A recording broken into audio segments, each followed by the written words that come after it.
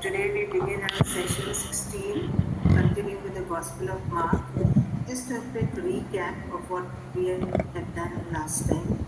Last time we had just taken two things, Jesus walking on the water, we ended up with that. And we talked about so many of the pseudo-messiahs that were there. And I shared with you what Josephus reports and other writers of ancient times, how they were expecting a Messiah to come, and even after Jesus, not everybody had accepted Jesus as Messiah. So it was a big battle for the early Christians. But after Jesus' death, also after 39 AD, we have a series of pseudo messiahs who came, and they wanted to show that they were the promised prophet like Moses. They were all the time emphasizing on that. We have dwelled in deep detail about what is uh, what it really meant. And that's how one fellow, how he came and he claimed that he was like Joshua. He would be able to cross the Jordan. Then another fellow, another pseudo messiah, summoned people on the Mount of Olives, and how they met very violent deaths. So this is what we had covered in our previous session. Today we go to chapter number 7. It's all to do with a huge debate that Jesus has with the Pharisees, who some of them have come from Jerusalem. And this is actually the crux. If we know what is the social background of the Jewish people in 1st century AD, and how Jesus as a Jew in the milieu of 1st century AD, how did he function? Until and unless we know those things, we will not be able to fully understand why Jesus attacks the Pharisees and what are the meanings of certain terms that Mark uses in his gospel. At the beginning, just shared a picture of all the marketplaces, especially in the Hellenistic cities, and especially we told you that in Galilee, where Jesus was so very active over here, we have the cities of Tiberias, Sepphoris, Magdala also. Most probably these must have been more or less the Hellenistic type of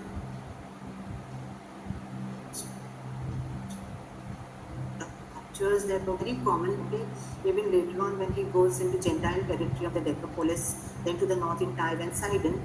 We will see this is where like normally he would go, and of course rural Galilee. So coming here to chapter 7, I will read about this whole thing, because this is where like Jesus comes head on, quarreling. In fact, we cannot say it's a quarrel, like an accusation against him, which he hits back and points out to them where utterly they have been failing. I'll read out this. The tradition of the elders, chapter 7, verse 1 onwards. Now when the Pharisees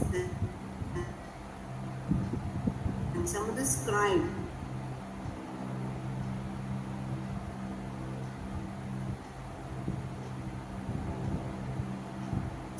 them.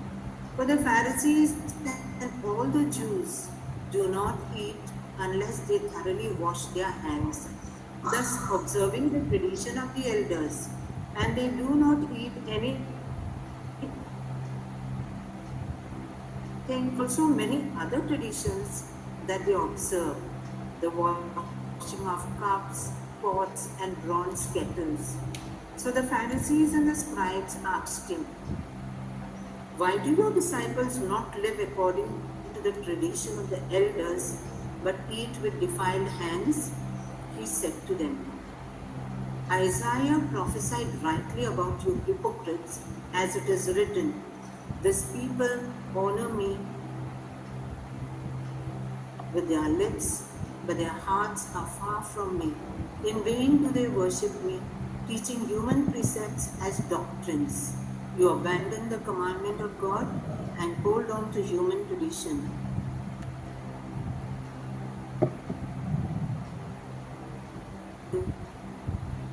Then he said to them, you have a farm, for Moses said, mother must die.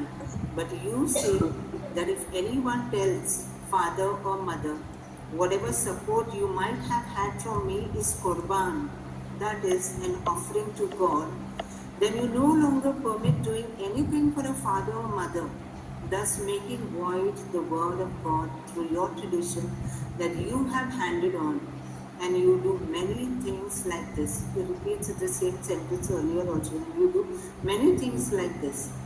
And then he called the crowd again and said to them, listen to me, all of you, and understand. There is nothing outside a person that by going in can defile him, but the things that come out are what defile. And when he had left the crowd and entered the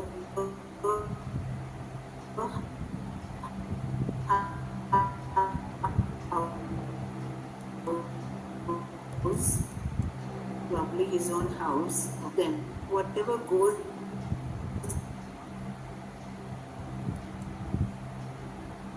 into a person from outside cannot and goes out into the sewer. Thus he declared all foods clean. And he said, it is what comes out of a person that defiles, for it is from within, from the human heart, that evil intentions come. And he listed them 12 altogether: fornication, theft, murder, adultery, avarice, wickedness, deceit, licentiousness, envy, slander, pride, and folly. All these evil things come from within and they defile a person. So, this is the whole crux of chapter 7. Now, when Jesus is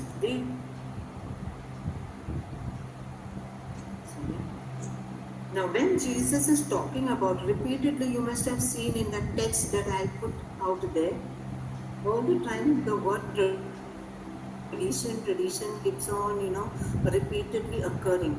Now, what is this tradition of the elders? Tradition of the elders. No longer, he nowhere, mentions about, they breaking the Torah.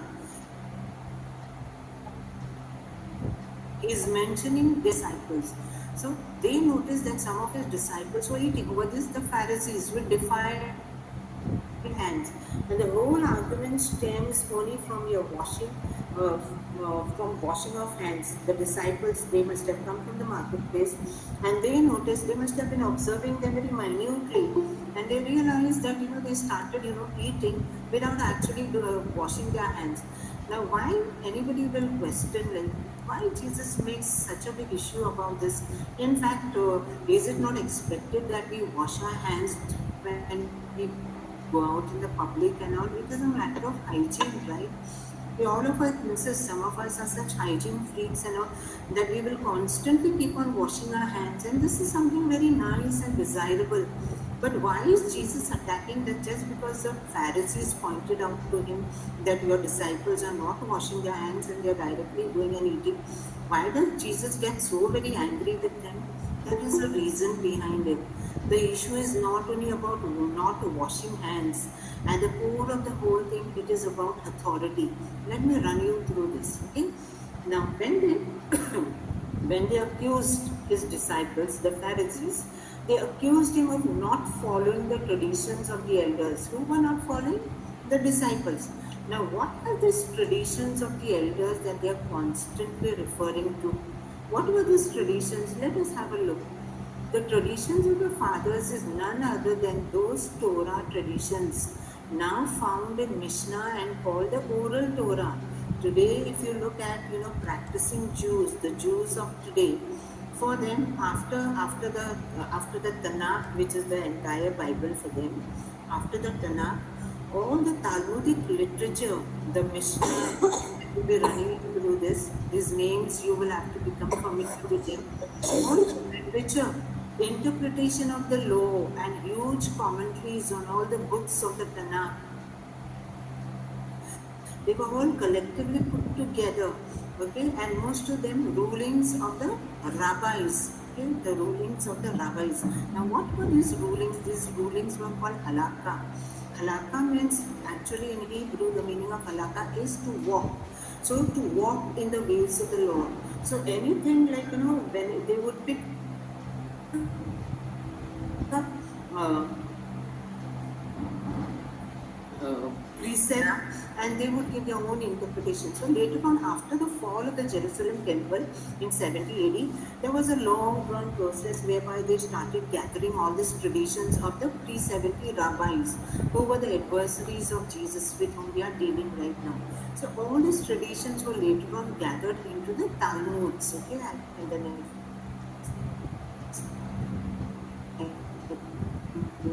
you will come to know. But there was still when the Tanakh, that is the Jewish scriptures, were already available for the Jewish people.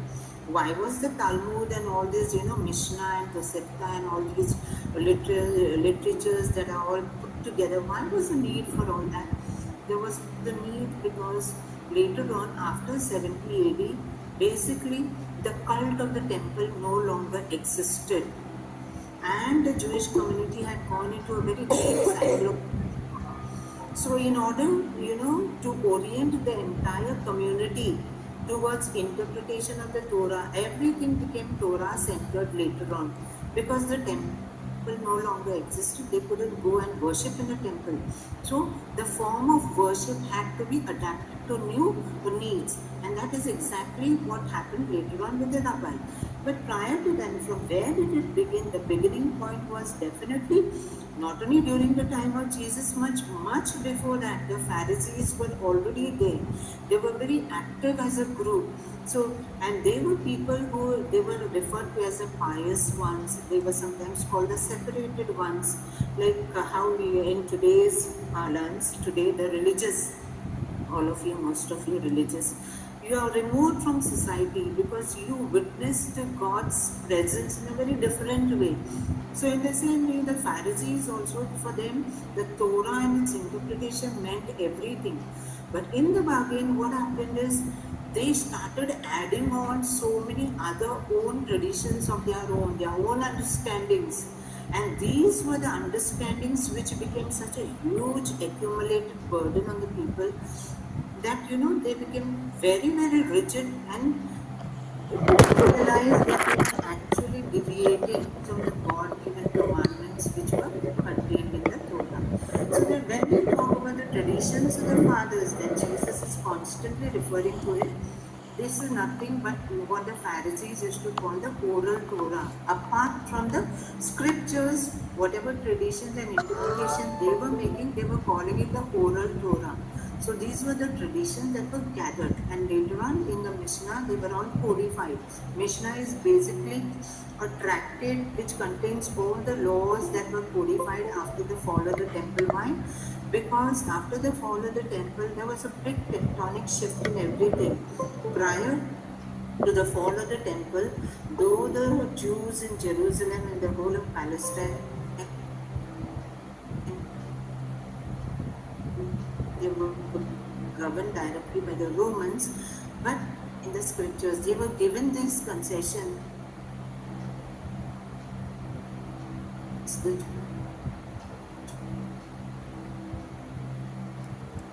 Jews, they were given this concession.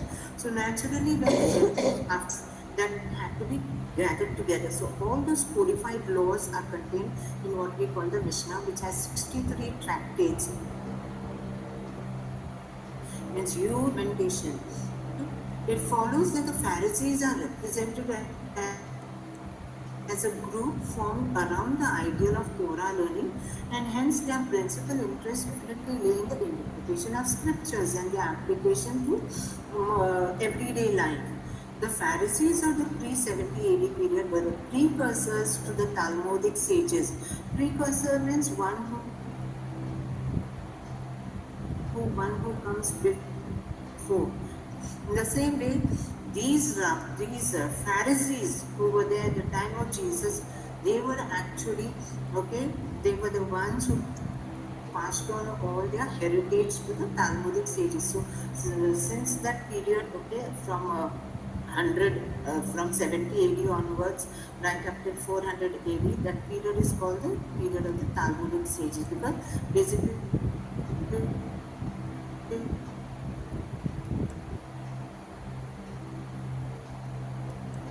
the Talmud was gathered together in AD. Now, what is the backstory to this Pharisees? There's a backstory behind this. Okay, this is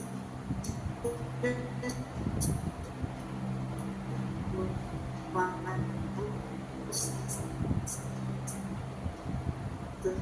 slide which I will just explain. Legendary story that is told about him when the Jewish revolt broke out in 66 AD, and the zealots were the ones who had captured all the power. They held even the Jerusalem priests and all hostage actually, and wouldn't even allow the people who had come into violently captured power, and they were ruling.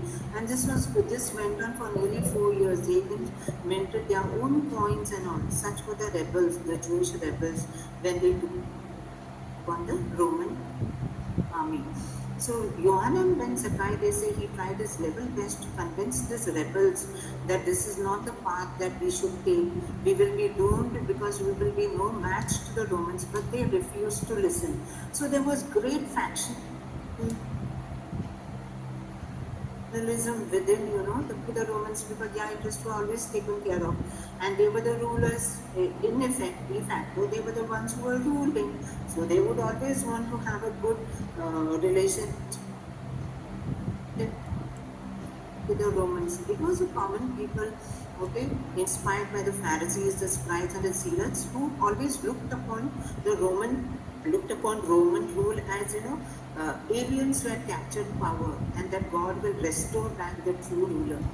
So when I was coming to the story of Zakkai, he tried his level best to convince his extreme bloodshed. So he knew that, if he had to continue staying in Jerusalem, conditions were becoming very bad.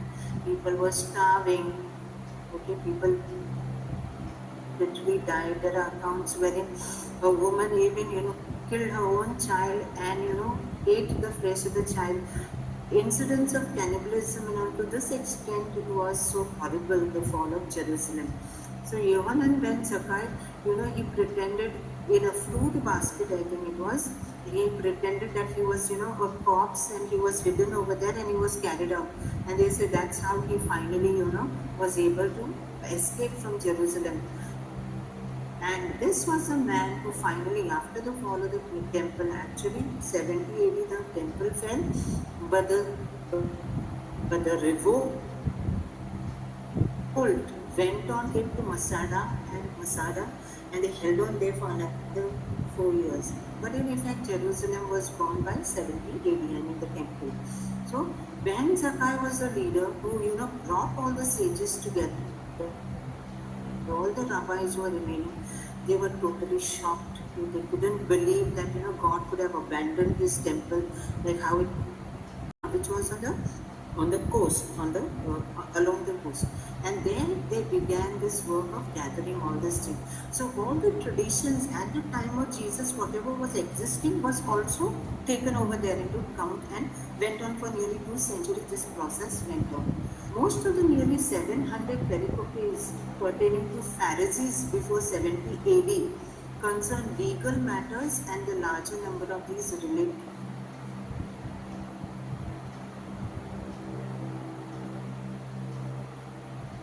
means one portion hours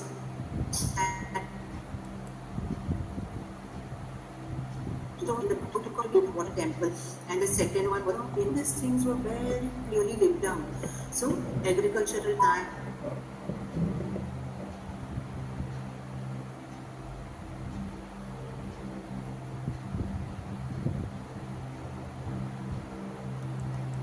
was 5 books, but there were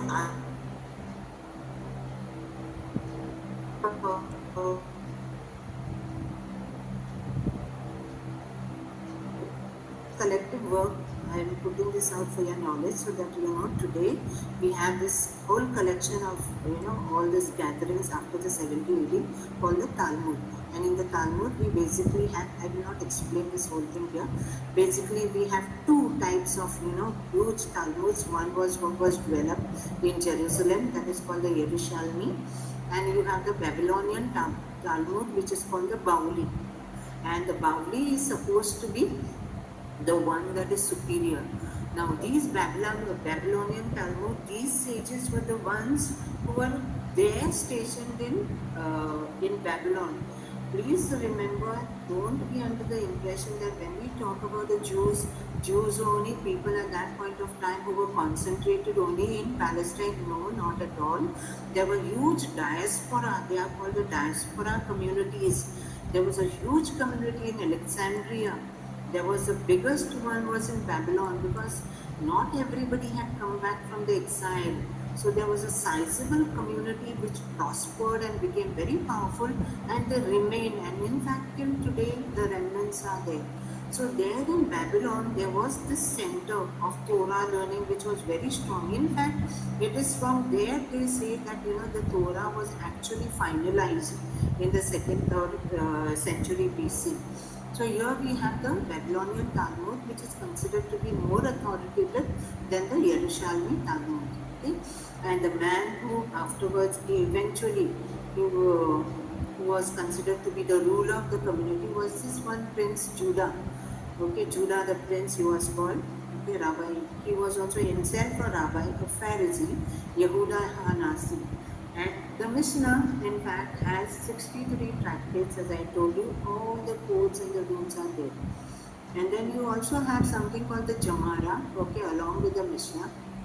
The rabbinic commentaries, all these commentaries on the book of Genesis, on the book of Numbers, all extensive commentaries like today how we, among our Catholic writers and the Protestant writers also, we have a huge number of scholars who have very extensive commentaries on the books of the New Testament. In the same way, these were the rabbis who, compiled huge commentaries on the books of the Old Testament, which was part of their Tanakh. Okay, so that goes on into the Gemara. So the Talmuds became a kind of encyclopedia of the rabbinic mind. Okay, and today they say, of course, it is very verbose and very tedious reading. It makes sometimes, but it is very interesting also because they, in detail, they write even about the arguments that were there between two rabbis or three rabbis. What this particular rabbi said and how the other rabbi responded. All these things are contained. If you ever want to, you can always go to the net and check this out. So the Talmud is, after the Hebrew Bible, the central text of Rabbinic Judaism, the primary source of Jewish religion and theology till today. Now coming back, what was the attitude? Why we talked about the Talmud and the Mishnah? Because when we read these documents, that is the way we come to know what really was happening. And when Jesus is attacking the rabbis, why is he so very fierce and ferocious in his attack? Just because of not washing the hands? That is not it. It is all to do with the attitude of the Pharisees, the sense of arrogance and the superiority that they display, that they are the only interpreters of the law, and everybody has to fall in line and obey them. And obey what? Things that were actually sometimes in contrast with the Torah. So here in this chapter 7, we will see how Jesus becomes a very staunch defender of the Torah, and when he is attacking, he gives them one particular example, okay, about Qurban. That word will be coming constantly later on. That practice of Qurban, how that was totally against the biblical concept what was laid down in the Torah. And who was encouraging it? The Pharisees. We will see this here. Before that, let's go on to this. Purity concerns of the Pharisees. What was the attitude of these Pharisees towards ritual purity? Okay, when we talk about ritual purity, means purity with regard to rites, okay, cultic they may be, and beyond the cultic also. Purity predominates in the Pharisaic laws of the Mishnah. The Pharisees believed that the purity laws were to be kept outside the temple also. Of course, when in the book of Leviticus and all, people who were maimed were not allowed to go into the Jerusalem temple because they were considered to be not complete in the body. So somebody who was not complete, they looked upon that person as defiling something that goes against the natural law of nature. And that is the reason, okay, prior to the Pharisees coming out with their oral Torah and their traditions, okay, they believed that purity was confined only to the temple, worship in the temple. Commoners following the book of Leviticus understood that purity laws were confined to the temple priest to maintain a state of ritual purity in order to carry out animal sacrifices. Because people used to keep coming to the temple. Temple worship and temple services were going on a daily basis. The priests and the Levites, they were. I have not put this out in the slide, but I will just share with you this. The priests and the Levites, okay, they were supposed to be residing in and around Jerusalem. Why? Because they were broken into 24 priestly cycles of priestly assembly. Then this 24 divisions, priestly divisions, every week one division had to offer service. So uh, for the sacrifice at the temple, constantly worshippers would be coming with the animals and all. So sacrificing was basically done by the priest and the Levites. So who would do it? There was a marked cycle wherein one particular priestly cycle would do for 1 week, would follow, the second one would follow the next week, the third week. So this went on for 24 weeks, and cyclic, this went on and on. And this was something not only during the time of Jesus, but much earlier also, since the time like the temple was already built, these priestly divisions were on duty to perform their work in the temple. So work in the temple would begin early in the morning. So by 3 o'clock, 3:30, they had to open the gates of the temple. So it was a very elaborate ceremony that they had to undergo. So these priests, when it was their time of service, weekly service in the temple, they had to be absolutely clean. And what was that ritually pure men? Even so, like sometimes men, they get nocturnal emissions, and also that also any secretions from the body that goes out, like in the case of women, menses, menstrual blood is considered to be impure. Similarly, semen in men is considered to be impure. Anything that comes out of the body was considered to be impure. So if like a priest who was assigned his weekly duty, unfortunately would have some nocturnal emission, he would be debarred from serving at the temple. So there would be standbys, okay, waiting, like somebody else would go in his place. So they were very strict about this purity laws. And so the people always thought that these things are only pertaining to the temple. But come the Pharisees, look at how they changed the narrative of ritual purity altogether. Why? Because they had a particular outlook. What is that outlook? Okay, commoners always felt that Leviticus, according to that, purity laws were confined to the temple. They likewise had to eat their temple food in a state of ritual purity, while lay people did not. However, everyone who went to the temple had to be ritually pure, which I already told you. But outside of the temple, these purity laws did not apply. But look at the Pharisees, what was the viewpoint and what was the worldview and outlook that they had developed among themselves? The Pharisees held the view that even outside of the temple, in one's own home, the laws of ritual purity were to be followed. And followed where? In the only circumstance in which they might apply, that is at the home, at the table. And hence, food laws, were enacted. Hence, foods too were subjected to strict purity rules. According to them, one must eat ordinary, everyday meals too in a state of ritual purity, as if one were a temple priest. So all these purity regulations which applied strictly only to the priestly class, the Pharisees appropriated not only to themselves but to the entire Jewish nation. And what was the understanding? They said that we are a kingdom of priests, as per what is mentioned in Leviticus. That was also a biblical foundation, that the entire Jewish nation understood itself as a kingdom of priests and a holy people. This is the same thing what even Saint Peter then picks up in his letter, and he calls that we Christians are today kingdom of priests and a holy nation. The same things echo there in the letter of Peter. So evidently, they were taking this literally. So everyone for the Pharisees, in the Pharisaic outlook, everyone is a priest. Everyone stands in the same relationship to God, and everyone must keep the priestly laws. Beautiful thought, no doubt. Okay, that understanding, and that this concept of an all-embracing ideology of we all sharing in the priesthood.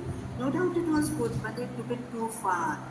And with that, started developing a whole of traditions which ultimately became, they became so very rigid in their enforcement that people were, all the time confused. And this is what Jesus is pulling them up for. The Pharisees thus attributed to themselves and to all Jews equally the status of temple priests. All of us are priests, not only they. This was the reason for their overt obsession with ritual purity. And these Pharisees, they were adherents of the so-called Torah Shebe El Peh. What is this oral Torah? This is not the Torah that is contained in the 5 books of Moses, the Pentateuch. These were traditions that they had gathered over time, their own understanding. Like, for example, this understanding of Leviticus, that all of us, we are a nation of priests, not only the ordained priesthood, but the entire nation. This was part of the oral Torah. And from where did they claim to have authority? They always claimed that that authority came from God. And this is what Jesus attacks. Okay, the orally formulated and orally transmitted Torah, the oral Torah, what they call, okay, the oral Torah, and in Greek it is called the paradoxes, allegedly revealed to Moses. And see how did they try to justify? They claimed that the oral Torah also, it originated directly with Moses. He is the giver of that oral Torah. And this was outright rejected by the Sadducees. So you see the fundamental difference between these two groups, the Sadducees and the Pharisees, was the Sadducees, they only took that part, only the Torah was accepted, not the entire Tanakh. Okay, and oral Torah definitely they did not accept. This was a fundamental difference between the beliefs of the Pharisees and Sadducees, who rejected the concept of the oral Torah. And this is exactly what Jesus too attacks about the Pharisees, that they prioritize their man-made traditions. He keeps calling them that oral Torah because that did not have the sanction of God. They were not the commandments that directly were handed down in the 5 books of Moses. These were the additions of these men. So they were man-made traditions over what has been laid down in the Torah, which was binding. Now, for the Pharisees in particular, why were the Pharisees so very powerful? We have to remember that the Sadducean priesthood did not enjoy the love of the people. They did not enjoy, they did not, command respect to the common men, because they were always looked upon as a den of robbers. And a den of robbers truly they were. Okay, today I will not elaborate, but later on I will show how, they were always looked down upon. But since they were the ordained priests and they came from the line of Zadok, and nobody else could, appropriate the title of priesthood, they were respected by the people. So for the Jewish people, especially after their return from exile, okay, for them circumcision, the Shabbat, food and purification rites, which are called the mikveh, they had huge immersion pools wherein they had to go and dip themselves in order to become clean. So these became very very commonplace more after the return from the exile. So many scholars feel that maybe the origin, this too much of obsession with purity probably must have been picked up from the Babylonian priests also. When the Jews were in Babylon, of course they came across all the big, there were huge Babylonian temples at that point of time. There was one particular temple, Esagila, okay, where this priest and all, for them purity, even the Egyptian priest for that matter, they had to completely shave their body. They couldn't have even a single hair on their body, so much so that even the eyebrows were shaved.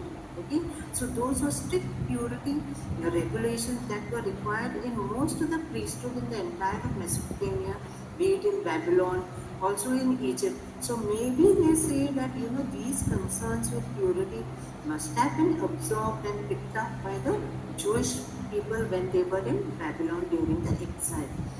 This sense of exclusivity, like it is only we, the others cannot come into our close circle. This sense of exclusivity came into the Jewish community more after the exile. And for them, these, what I mentioned, the circumcision, the Shabbat, and food and purification rites, they became social identity markers. Okay, when we say social identity markers, mean these were the practices that were carried out by the Jews that distinguished them, marked them out from the rest of the people in the world. So that is why these are considered to be very strong social identity markers.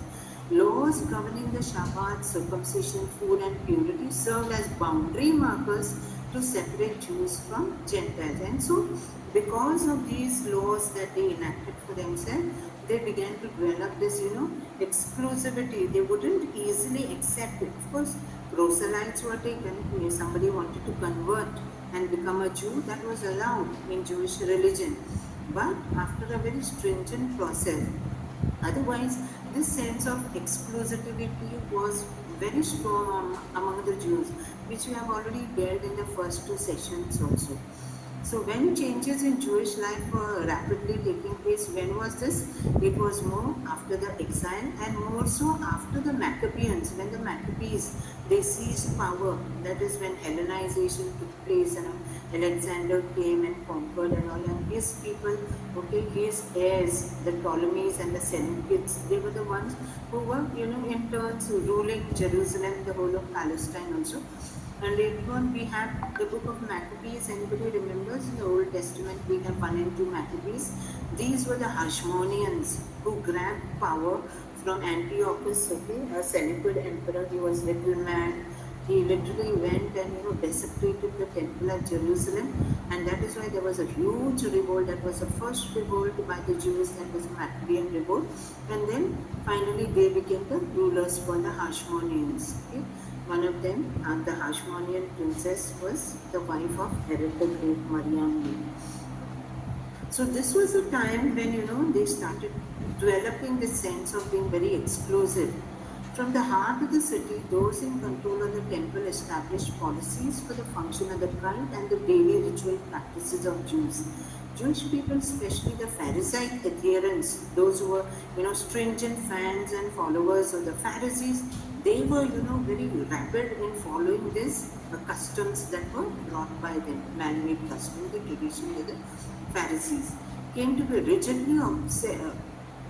And there's a mistake over here, it's not obsessed. Came to be rigidly observed, especially with food and purity concerns. And this is very much corroborated by archaeological evidence that we have discovered all through Jerusalem and the whole of Galilee. We find huge number of mikvahs, those ritual immersion pools that are there. And also because of this purification rites, they would not easily use pottery. More they were, in order to see that their utensils also remain ritually pure, they switched toward the use of stone vessels. They preferred to have utensils of stones because according to them, stone was impervious, okay, to contamination. Stone couldn't be contaminated. Whereas pottery jars and all, they could become ritually contaminated and they couldn't be reused. They would have to be broken, but not stone. And that is why we find all these things. I will share the pictures here. Archaeological finds in Jerusalem and Galilee as well attest to numerous mikveh, collectively called the mikvah, and tableware made of stone, which shows they were used extensively as stone vessels and were considered impervious to contamination or pollution. The factors that why they became so much like this, I've already touched, okay. Partly it was because of this Hellenization that was ushered in. In fact, Hellenization that was ushered in what is Hellenization, the change in the mixing of the cultures of the East and the West, which was brought about by Alexander's conquest. There is a unique term for that, okay, called the Hellenization. That is basically bringing in Greek culture, because Greek culture was considered to be very superior and very sophisticated, and the local elements get fused in that, and so you have a sort of a cocktail sort of a culture which is called Hellenism. So Hellenism became, very much fashionable. There were people who wanted to imitate the ways of the Greek, and also there was tension among the people, because there were some people who were great admirers of Hellenism, but on the other side, like the Pharisees in the ancient times, they were not called Pharisees. They were called the separated ones. They were called the Perushim, or they were also called the Hasidim. So they were the ones who wanted to stick only to the traditional methods. They didn't want to come under the influence of Hellenism at all. And that is why we find, this Maccabean revolt, which I already told you. The resulting Hashmonean rule, that is, once the Maccabees seized power, they also initially they showed that they were great defenders of Jewish traditions and all, but they were also equally influenced by Hellenistic culture, and that is why when we find archaeological remains of the palaces of the Hashmoneans, we do find that they did adapt their lifestyle to the culture of the Greeks. So the resulting Hashmonean rule displayed inconsistency in its attitude towards surrounding cultures. Despite leading the rebellion against the Seleucid rulers, I told you Antiochus Epiphanes, I have mentioned the name over here. You can check out for further details and read the book of Maccabees. Also, it tells you how the revolt starts. They showed a particular affinity is attraction to the Greek culture. In their ensuing disappointment, the sectarians, that is, these Pharisees, okay, of Jesus' time, who were called the Perushim, or the separated ones, precursors to the Pharisees, they began a campaign of, winning over people to their ideology, which during the time of Jesus, we realized how popular they were. In fact, they were the most popular sect among the people, not only in Jerusalem, but whole of Galilee and Perea also.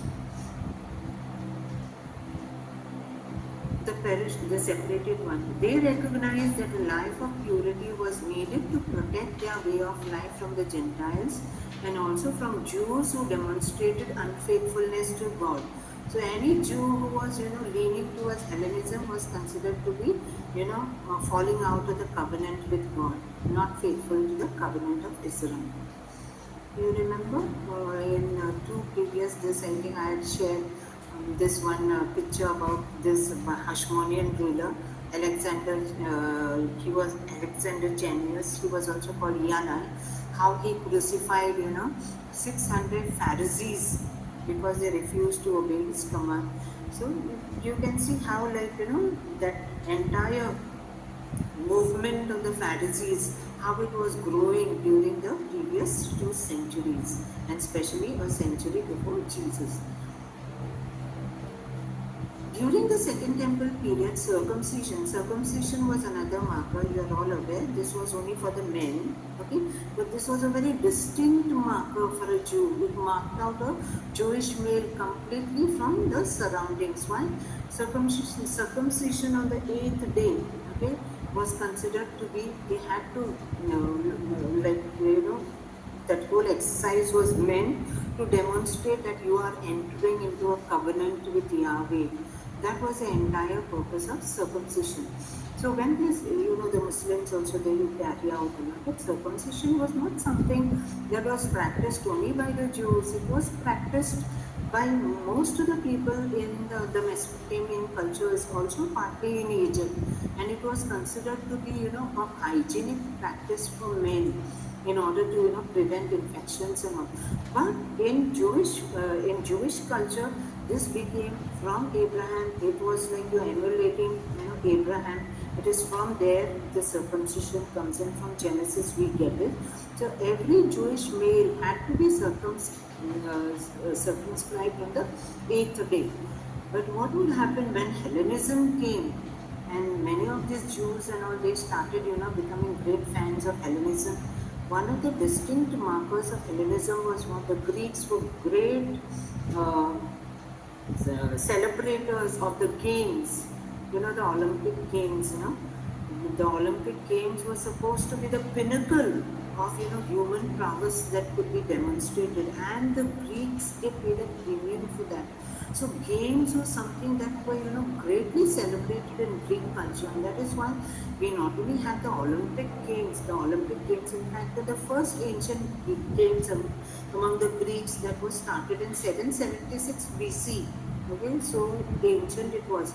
But besides that, there were other games also, like Olympic games. They were to the Olympian, all the gods, Greek gods, whom they believed to be on the Mount Olympus, like headed by Zeus. So it was basically in honor of them.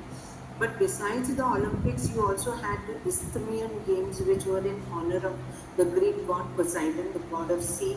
Similarly, there was something called the Pythian games, which were, celebrated in Greece at Delphi in honor of that god called Apollo. So, like this, they had lots of games. So, wherever Hellenism was, wherever Greek culture came in, a city had to have something called the gymnasium. Okay, so a gymnasium was not a place where only the athletes and all trained to take part in all these, crown games. They were called the crown games, the Isthmian games, Olympics, okay, the Nemean games also. They were called the crown games. They not only, practice uh, did their practices and all in order to take part in these games, but gymnasium served also as a center for education. There was a standard curriculum that was devised among the Greeks, so that used to be called, taught over there, called the pedia. Okay, like that encyclopedia, that word pedia comes from there. So pedia was a curriculum that was imparted to the young men who were interested in, Greek studies. And so gymnasium was also the place. And in this gymnasium, only men could go. Why? Because in the games they had to contest nude. They couldn't wear clothes and go. And that is why all these crown games, women could never participate in them. So here when they had to go, into the gymnasium, the Greeks did not practice circumcision. And they found that very funny, and they used to scoff and make fun of it.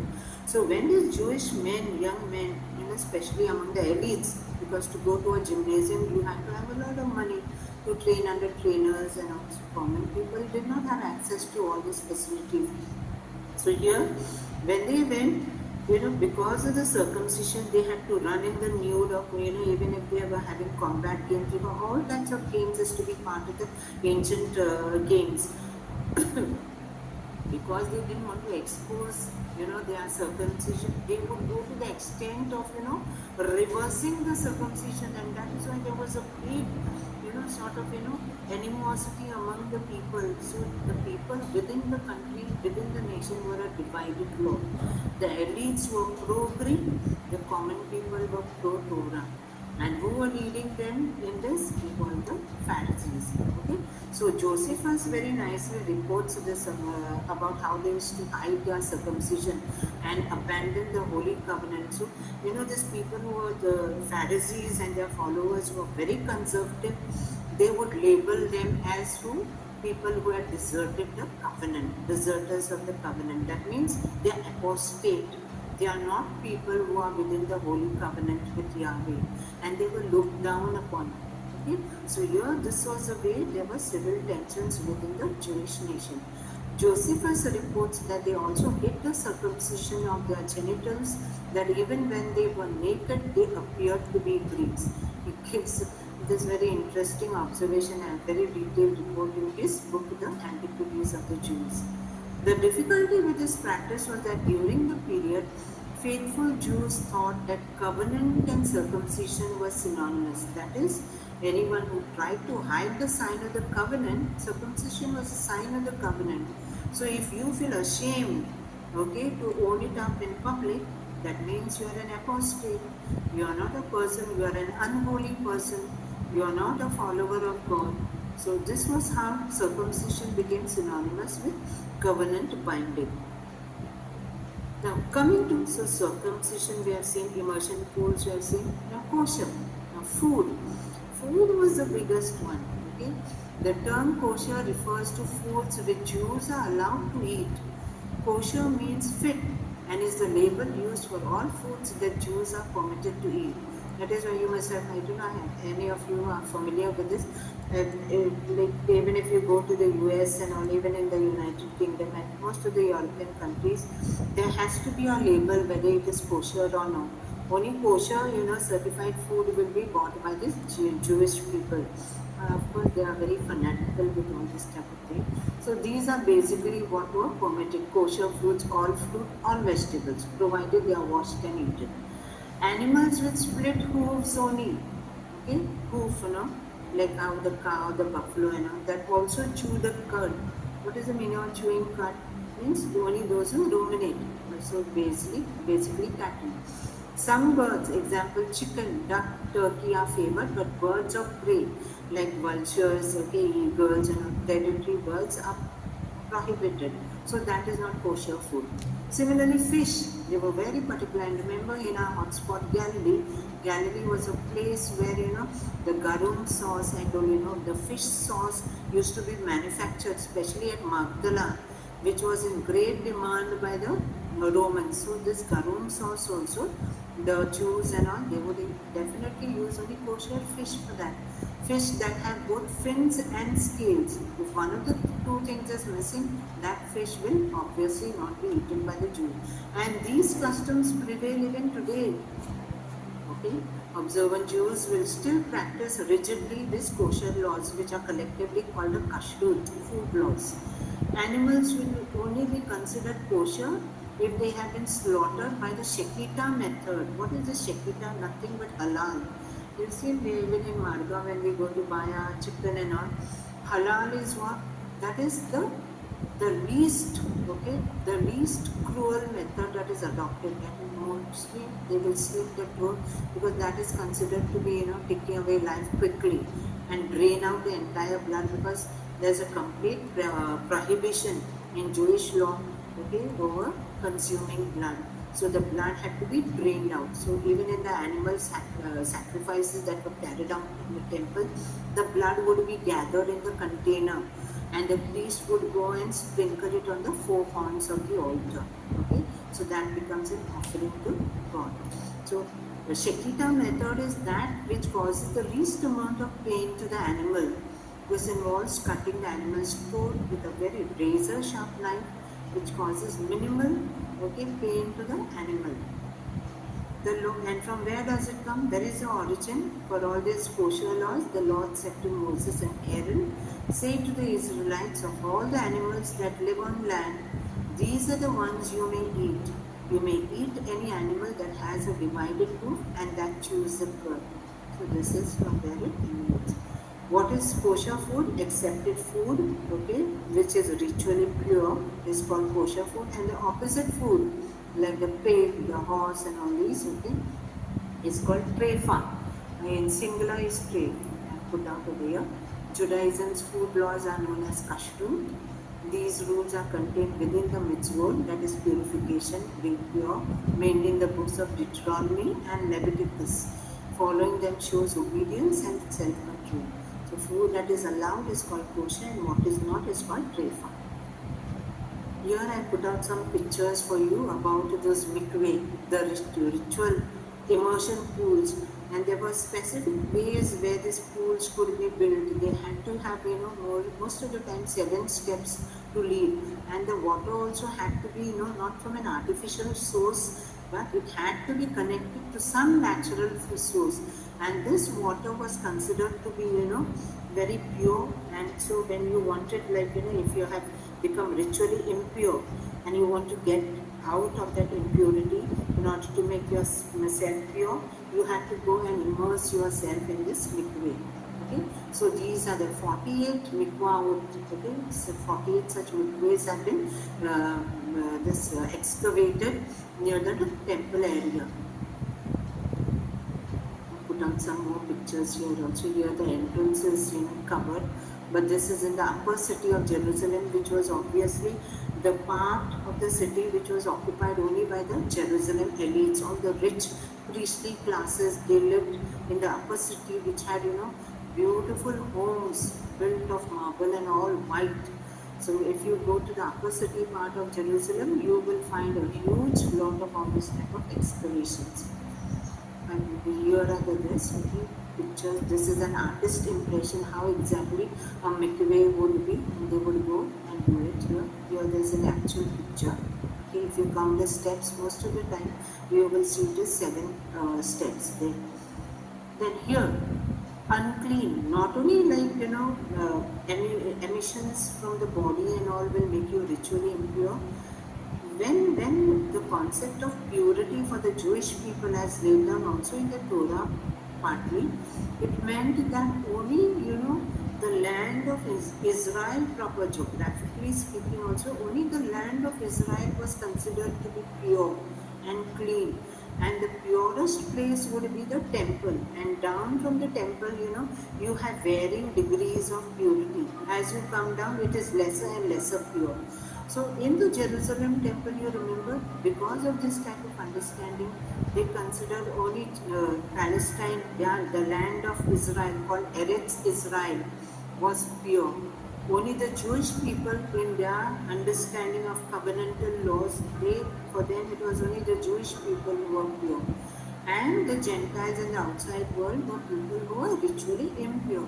And this, how do we know this? We have this famous prohibition, big sort of a plate that was near the balustrade of the Jewish temple, before it was destroyed. A part of it is here. This is in the excavation what they found. You remember in the Jewish, the most holiest part of the temple was the Holy of Holies. Then you had the holy place where only the priests were allowed, they would be doing the sacrifices. Then you had the court of men, then you had the court of the Jewish women, and then you had the court of the Gentiles. So near the court of the Gentiles, this was that famous plaque, this nameplate which was put over there, prohibiting the Gentiles to go beyond what was marked for them. So beyond the court of the Gentiles, they could not proceed any further. Why? Because of purity laws. So here is that famous this unclean, keep out. This is put here in Greek. Part of a balustrade that surrounded the inner courts of Herod's Jerusalem temple. This fragmentary limestone slab once warned, no foreigner may enter within the railing. This is what is written over here. No foreigner may enter within the railing and enclosure that surround the temple. Anyone apprehended shall have himself to blame for his resulting death. The reason, as Josephus explains, was the ritual impurity of Gentiles. Upon this partition of the temple stood Stela, declaring the law of purity, that no foreigner should go within that sanctuary. This is what he reports in his book, Rerum Judaicum, Jewish Wars. You remember Paul also, when he was finally held captive and remained for 2 years in captivity at Caesarea. When he came to the Jerusalem temple, he was mocked by the people. One of the reasons why these Jews mocked him was why? Because he had brought Timothy along, and he had one of his parents who was not a Jew, and so Timothy coming to the temple along with him was considered to be, breaking the purity boundaries, and that is why he was mocked. Can you connect now? Now here I put out here again stone jars. These are there in the Israel Museum also. Stone jars are traditionally associated with ritual purity. Even though there is nothing in the biblical laws to support such interpretation, nothing of this was there. That only they have to use stone vessels and all. These were all man-made traditions that Jesus accuses later. The notion that stone was insusceptible to defilement does not appear until early rabbinic tradition. So you see this, barring the use of any other type of vessel except stone vessels, this was of course the making of the rabbis. It did not have any biblical basis. See here again, serving pieces grouped as they might have been used in the home of a wealthy Jerusalemite in the 1st century AD. All these are there on display at the Israel Museum, excavated from the upper city. The tabletop is a replica, and portions of the column-legged large stone vessels under the table have been restored. So you see how elegantly they were made, and to make the stone vessels was very, very expensive and costly. So many of the scholars, they debate that this purity regulation that was so obsessively enforced by the Pharisees, how much did it really affect the common people, especially the poor? Because owning and possessing the stone vessels was quite an expensive affair. Because these stone vessels had to be done by master craftsmen, craftsmen who would have to use lathes in order to, do the rounding of these vessels. So obviously this was not something that was affordable to the common people or the poor people. The items here on top are of bronze. Similarly here, okay, I just put out, you can read this along. So this is on the tableware, on the dining ware that was used by the people, and all these have been found, as I told you, only in the rich quarters of Jerusalem, which has been excavated and which was most of the time inhabited by the priestly class. Again here, very delicate, intricate ornamentations and all done. Okay, again these are stone trays and all. And these are things that were very much used by the Greeks and the Roman elite. So this shows that this practice of stone this and all, it must have been due to ritual purity. Put this up again. Now coming, how do we break this down? How Jesus, why Jesus attacks these people? Jesus is contrasting human traditions and God's commandments. Pharisees, as we already said, they were very big on oral Torah. For them, that oral Torah was everything. So with that oral Torah, with all the traditions, mostly, when we talk this, at the time of Jesus, it was something around 613. Remember that tzitzit and the talit, they had those, knots. So they were actually all these, small traditions that the rabbis had actually invented. So it was literally like a fence that they were putting around the law in order to see that everybody adhered to the boundaries and did not break them. They believed that God inspired their tradition. Majority opinion of the rabbis was it was guided by God. God's Son sides with God's own command. So here, when we have this classic confrontation of Jesus with his scribes and the Pharisees, it is Jesus who, comes in very glowing colors as a staunch defender of the Torah against the man-made tradition. Let us break this down. Let us see how. He said to them, Isaiah prophesied rightly about you hypocrites, as it is written. See how strong words Jesus is using, calling them hypocrites. And who were hypocrites? Hypocrites were actually, it is an allusion to Greek play actors who used to use masks when they were doing all these plays and all. So they are not revealing their true selves. They are, behind masked appearances. So these people honor me with their lips. He's quoting, Jesus is quoting what Isaiah said about them. Again in chapter 7 only of Isaiah, where Isaiah says, their hearts are far from me, and in vain do they worship me, teaching human precepts as doctrines. In the name of God, they are furthering their own doctrines. Okay? You abandon the commandment of God and hold to human traditions. So this is what Isaiah had prophesied about them, and Jesus throws it into their face. So human rules versus God ordained worship. They honor God with lips by teaching human commandments, but their hearts are far, far from God. And here he calls them hypocrites here. Okay? Here I put out. So these used to be the masks. These are all found only, not only in the excavation, because excavations are being carried out all over the world in all cultures. So these are, these are in stone. They have carved out all the masks. These are actually the masks which used to be used by the Greek play actors. And that is what Jesus is condemning the Pharisees to be hypocrites. They are not true to themselves and neither true to the covenants of God. Jesus shows how the commandments can undermine God's commandments. Okay, and in antiquity, when it was standard practice, when somebody makes a charge against you, it was normal practice that you will you will reply with a counter charge. So here when they accuse Jesus that his disciples are not washing their hands, Jesus throws a challenge at them for allowing someone to break God's clear word contained in the Torah. And what is this allegation Jesus makes against them?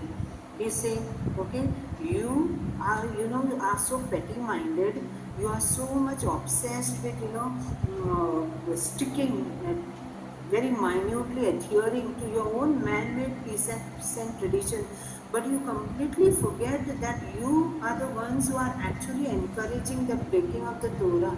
And why does he make this allegation? Because of this one practice of Qurban which he throws in their face.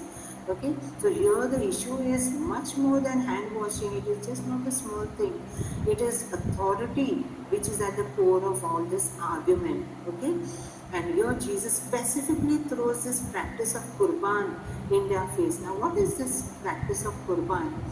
This practice of Qurban, it is a Hebrew term that Mark uses, and he explains to his Gentile audience, since he is writing to the community in Rome. He explains that it is an offering to God. That is an offering to God.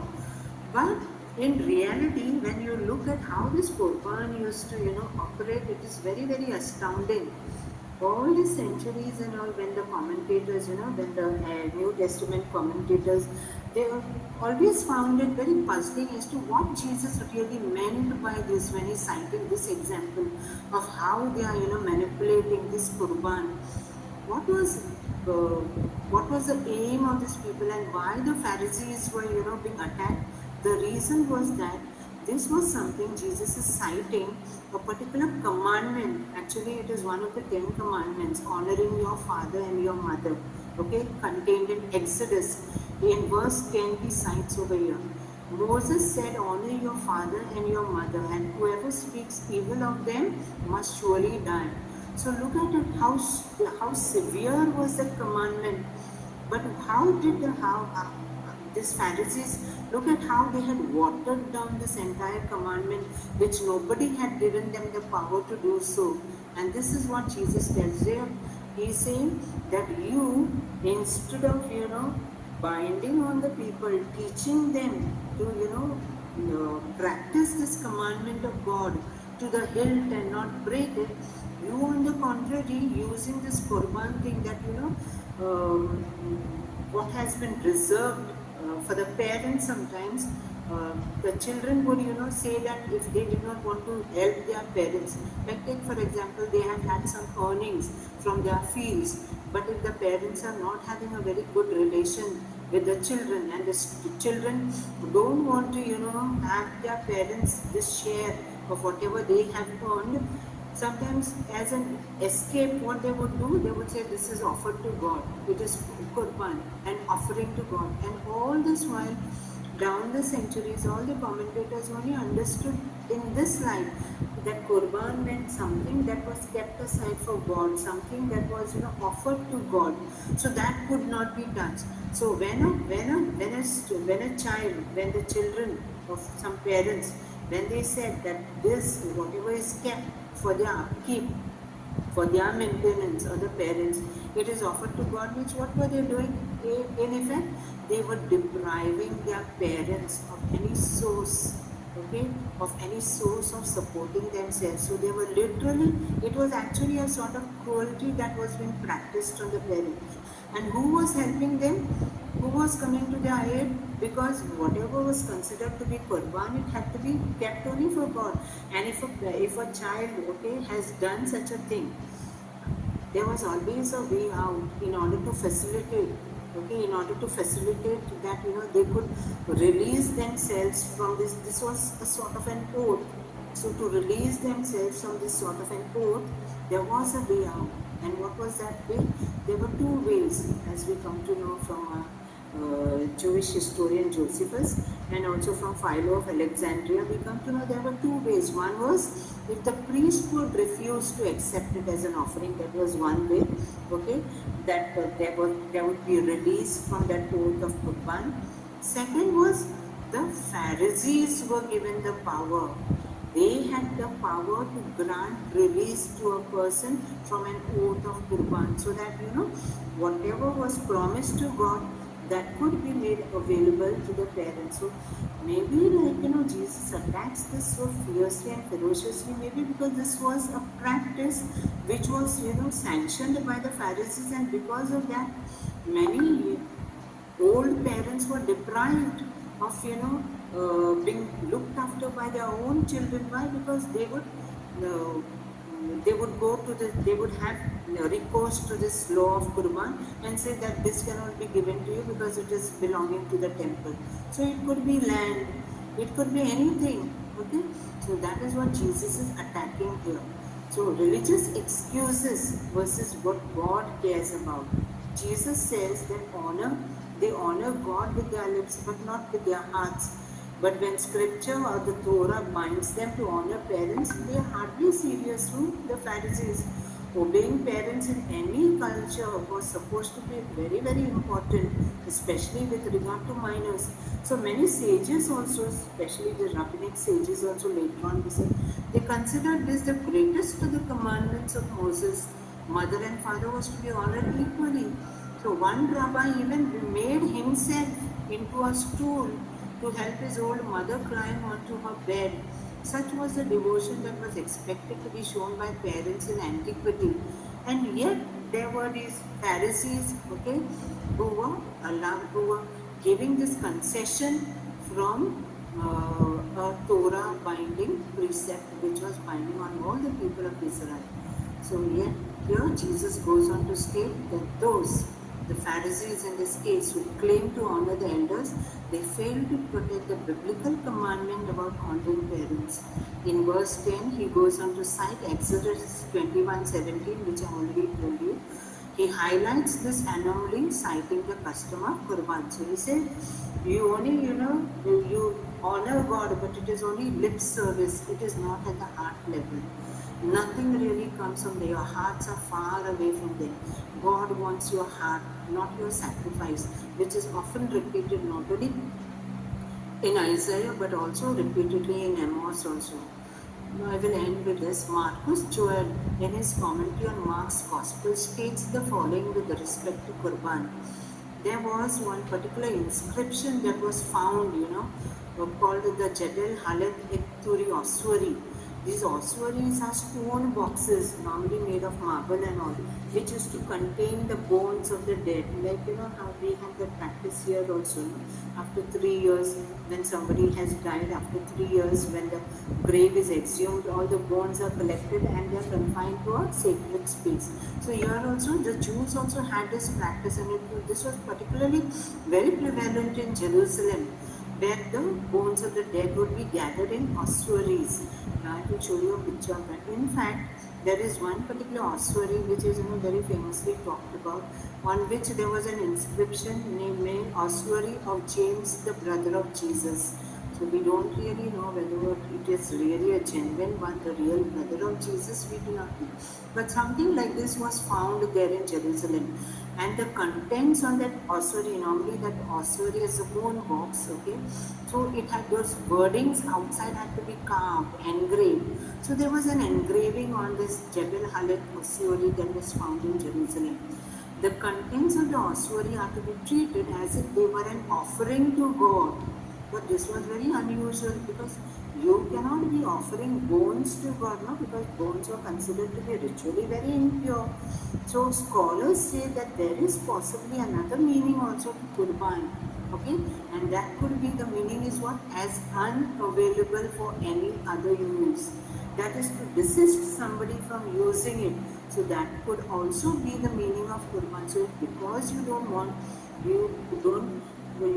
to avail it to yourself, but you don't want somebody else also to use it, that could be the reason that you say that it is Qurban, something that is offered to God.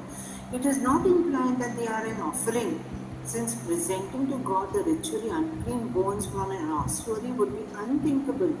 Similarly, in our passage, the person declares that any material support he might have given his parents is Qurban. So whatever support, like I was supposed to give, I have offered to God.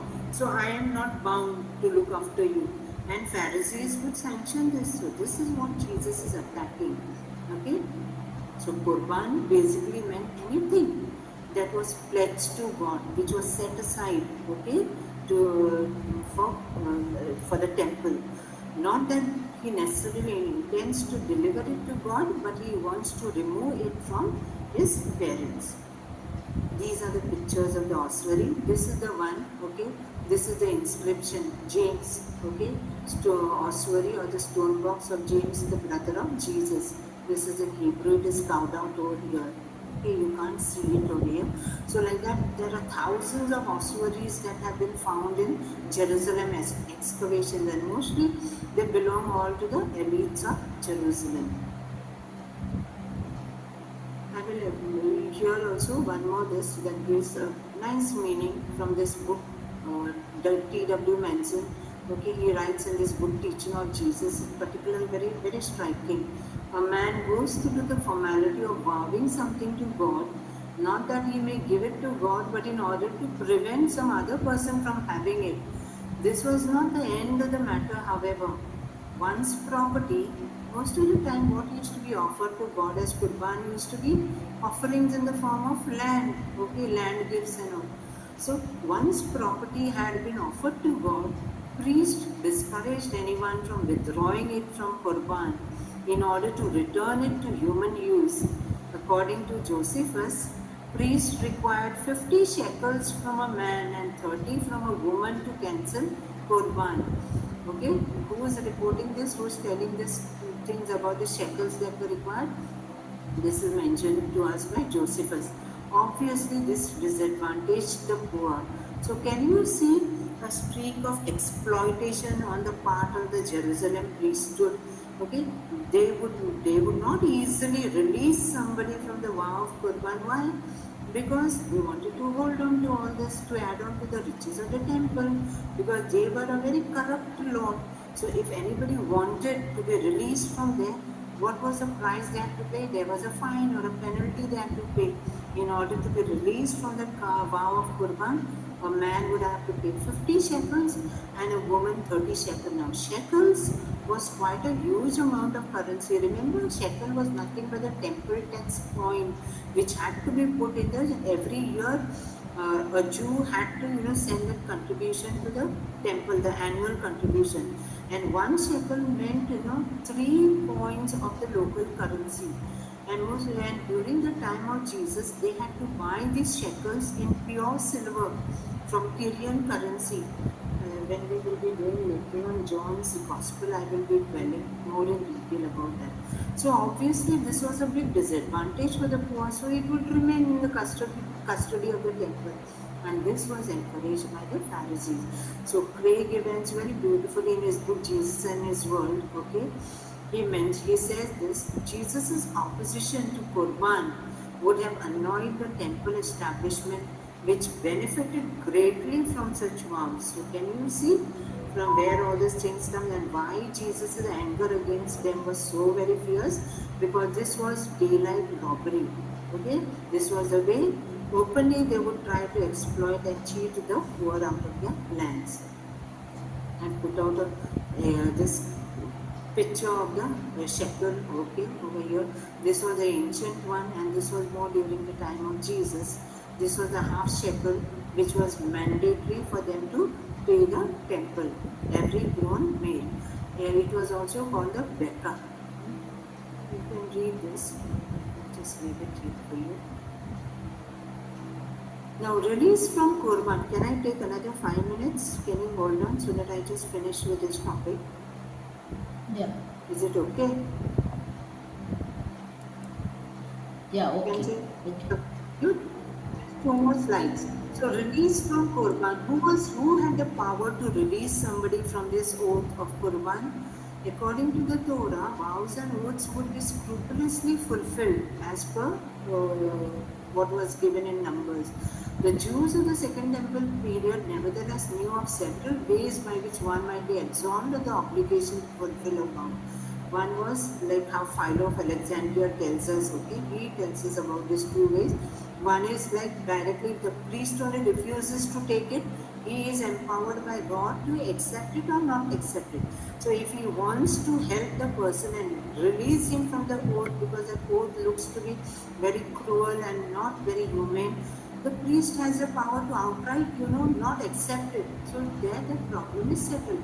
But most of the time, as we pointed out, the priest would not do it because they were very exploitative in their tendencies. Philo does not specify whether the priest may only use a dedication in certain circumstances. This is not important. I will not go into this. I will go on to the next slide. The second way that he mentions was somebody empowered to grant that release. And who were the people he mentions over here? Those who at the time had the higher authority may lawfully declare that God is propitiated. Propitiated means God is satisfied, appeased, so that there is no necessity to accept the dedication. He writes it in his book, okay?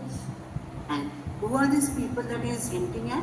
None other than the Pharisees, because they were the non-priestly class. This passage is not altogether clear. That is, the Greek of it is a little difficult to translate, they say. But nevertheless, it highlights one very important point, that there is an authorized non-priestly group. Now, who could be this authorized non-priestly group? Who were the common people, prone to listening to and held in high esteem? Obviously, the Pharisees and the scribes.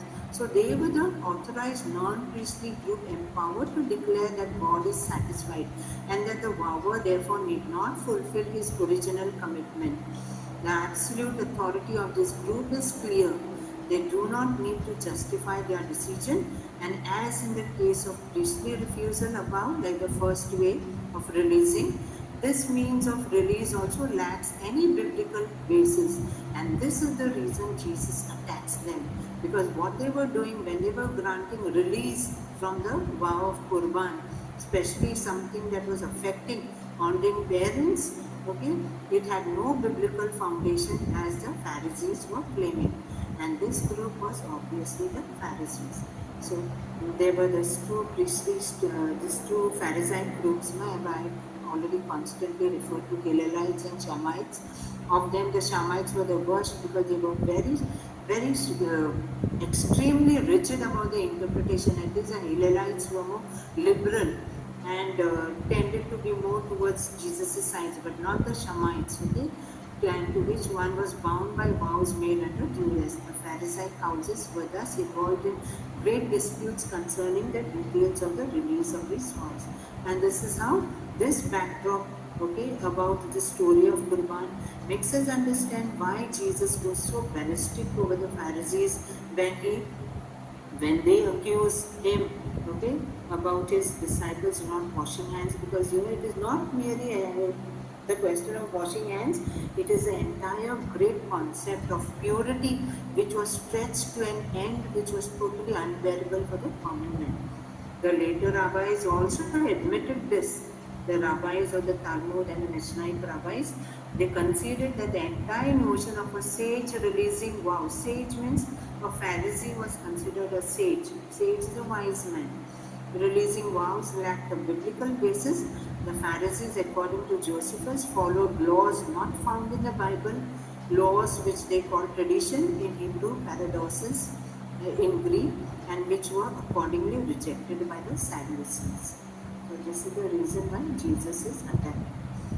So with this we will end, and we will continue with chapter 7. We will be looking at the incident of the Syrophoenician woman, and then Jesus going again back to the Decapolis.